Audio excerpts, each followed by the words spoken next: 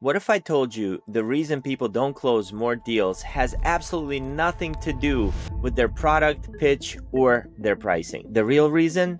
They don't know how to trigger the yes response in the buyer's brain. After 8 years in the Marines, I entered sales thinking that my hard work and discipline was going to be enough to make it happen and get the deals done. I got to tell you, I felt like I was working harder than most other people on my team, and I was still losing deals. But once I learned how to use 3 simple psychological triggers that get the client to say yes, everything flipped for me. I actually used this exact methodology to close a $58,000 deal that was completely dead in the water. Today, I'm giving you the exact framework that I use with top performers to make the prospect say yes.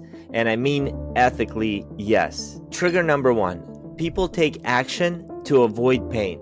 People are way more motivated to avoid pain than they are to chase pleasure. Let me prove it to you with some real-life examples that you could probably relate to. Most people don't floss every day to avoid cavities, but the second we get that annoying toothache, what do? We sprint to the dentist. We know exercise is good for us. We know a healthy diet is good for us, but we won't start on those things, at least most of us won't, until the doctor tells us we have a serious health condition. People are funny creatures. We skip oil changes, but then we start panicking when the check engine light comes on and we rush to get our car into the mechanic. And your prospects are the same way. If your sales call is all benefits and sunshine and rainbows, they might smile at you, they might nod like they agree with what you're saying or like they want to move forward, but chances are they're just gonna ghost you. Instead, ask, what happens if this issue doesn't get fixed in the next 6 months? How's this problem affecting your team or your personal time? What's it costing you to delay this? You see, when people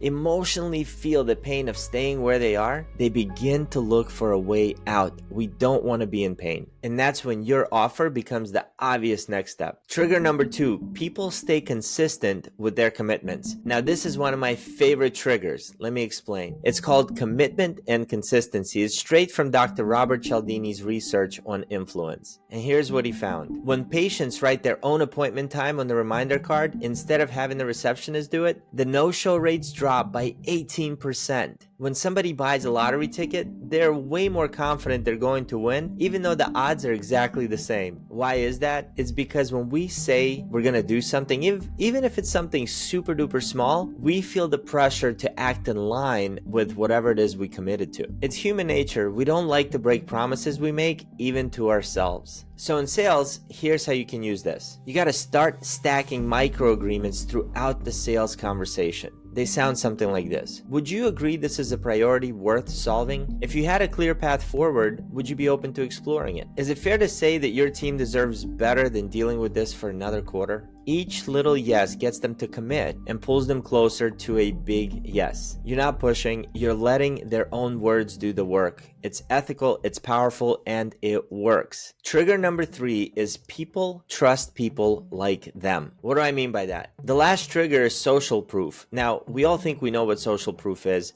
but we want to make it hyper personal. And here's how we do it. See, most people will check reviews before buying something online, and you probably already know that. But here's the mistake most sales professionals make. They use generic testimonials like great service or highly recommend to show what others have said about them. Those don't move the needle, my friend. Instead, use what I call the mirror technique. This is when you tell a story about someone just like your prospect. Same role, same struggle, same stakes. It's gonna sound something like this. I worked with another sales director, then I'm gonna mention same industry, same issue that my current client is facing. She used this strategy and in 30 days she reactivated 3 dead leads that led to $180,000 in new revenue. What happens when I do this is that your prospect isn't just hearing a success story anymore. They're seeing themselves in it. When people hear about others just like them winning, their brain says, if it worked for them, it'll work for me too. And that's where resistance drops and buying begins, my friend. Here's how to use these 3 triggers in a real conversation. Start with pain. Ask questions that reveal the real cost of doing nothing. Then we stack commitments. We get small yeses aligned with what they say matters to them. And then we show proof that they can relate to. In order to do that, we have to share short, specific stories that reflect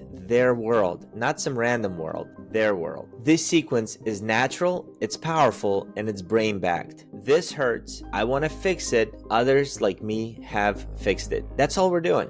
Yes, you don't have to be slick, you just need to know how people make their decisions. If this helped shift how you think about sales, hit like, tab subscribe, and comment yes if you're going to use one of these this week in a sales process. Also, if you want my free LinkedIn prospecting playbook or get the meeting mini course that breaks this down step by step, check the links in the description. This is Eric from The Goal Guide, helping you close more, serve better, and stay relentless.